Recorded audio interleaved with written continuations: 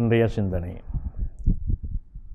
எங்களுடைய வாழ்க்கையிலே நாங்கள் தத்துவங்கள் நிறைய கற்றுக்கொள்ள வேண்டும்.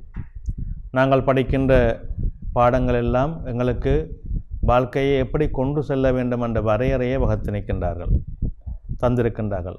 எங்களுடைய பன்னிரு திருமுறைகளாகட்டும், எங்களுடைய புராண இதிகாசங்களாகட்டும், எங்களுடைய வாழ்வியல் நடைமுறை சடங்குகளாக இருக்கட்டும், எல்லாமே எங்களுக்கு மிக மிக அற்புதமான தத்துவங்களை தந்திருக்கின்றார்கள். நாங்கள் அந்த தத்துவங்களை உணர்கின்றோமோ இல்லையோ, அந்த மரபுகளை மட்டும் நாங்கள் சரியாக செய்து கொண்டு போக வேண்டும். ஒரு விடயத்தை நமது முன்னோர்கள் நமக்கு வகுத்து தந்திருக்கிறார்கள் என்றால், அந்த விடயம் நமக்கு, நமது வாழ்வியலுக்கு, நமது சந்ததிக்கு, நமது வழிகாட்டலுக்கு மிக உன்னதமானதாக அமையும். எனவே அந்த மரபுகளை நாங்கள் மாறாது செய்வது தான் மனிதனுடைய மாண்பு மிக மேன்மையானதாக அமைகின்றது.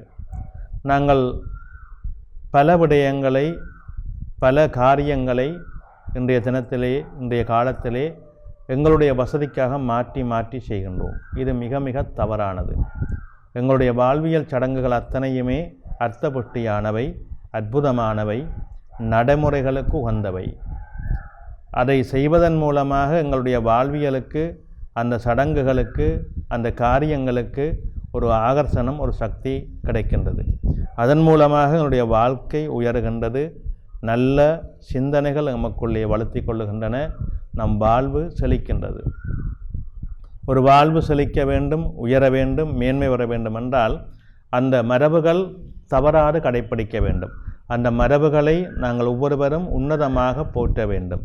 அந்த போற்றுதலோடு எங்களுடைய காரியங்களை நாங்கள் செயல்படுத்த வேண்டும்.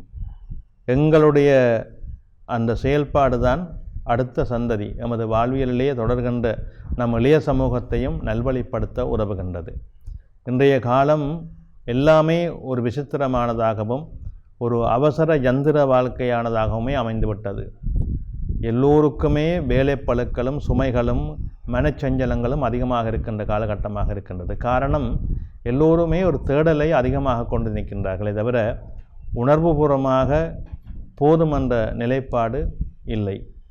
அந்த போதுமன்ற நிலைப்பாடை முதலிலே மனதிலே கொண்டு வேண்டும். நமது முன்னோர்கள் நமக்கு வகுத்ததை சரியாக செய்யுங்கள். இவற்றை கடைப்பிடித்து கொண்டு வந்தாலே நமது பல பிரச்சனைகளிலிருந்து நாங்கள் விடுபட முடியும், பல சிக்கல்களிலிருந்து நாங்கள் விடுபட முடியும். எனவே அதை நாம் செய்ய வேண்டும். அதை சரியாக செய்து கொண்டிருந்தோமானால் வாழ்க்கை வெற்றி நிலையை அடைந்து கொண்டிருக்கும். நன்றி.